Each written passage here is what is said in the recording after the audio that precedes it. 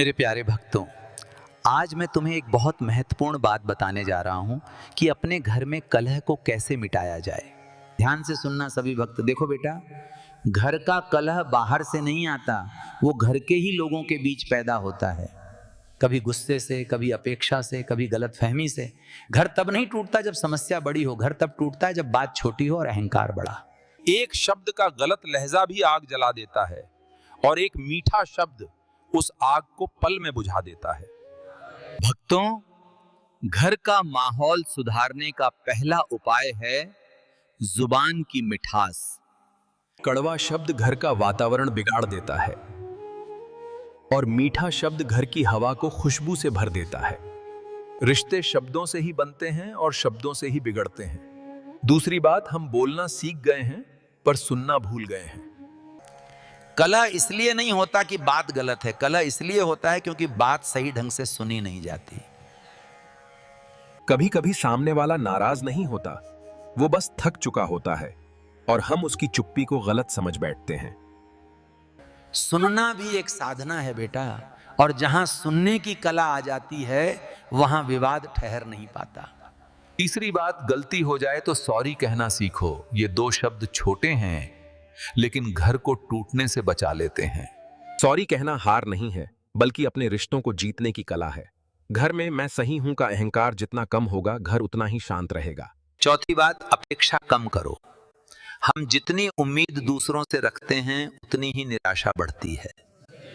जब उम्मीद कम हो जाती है तो कलह अपने आप कम हो जाता है।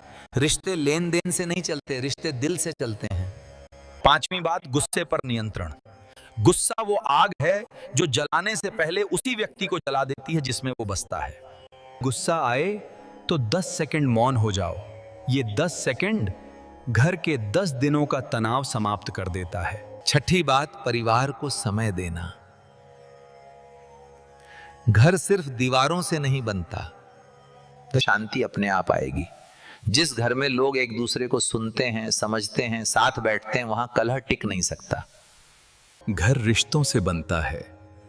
हर दिन 5 मिनट परिवार के साथ प्रेम से बात कर लो, शांति अपने आप आएगी।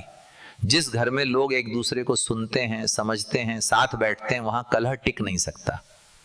सातवीं बात, रोज थोड़ी सी दया, थोड़ी सी सहनशीलता और थोड़ी सी मुस्कान।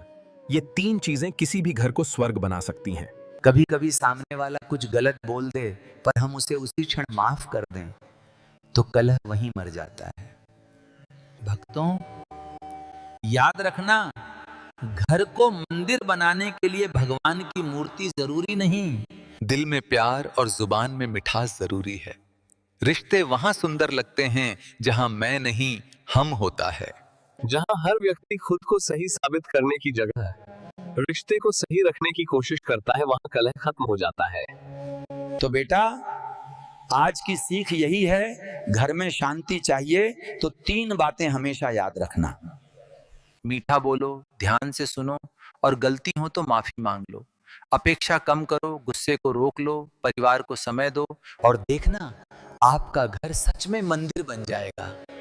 ईश्वर आपके घर को प्रेम, सद्भाव और शांति से भर दें। सदैव सत्य में रहो, सादगी में रहो और सेवा में रहो। जय श्री राम भक्तों।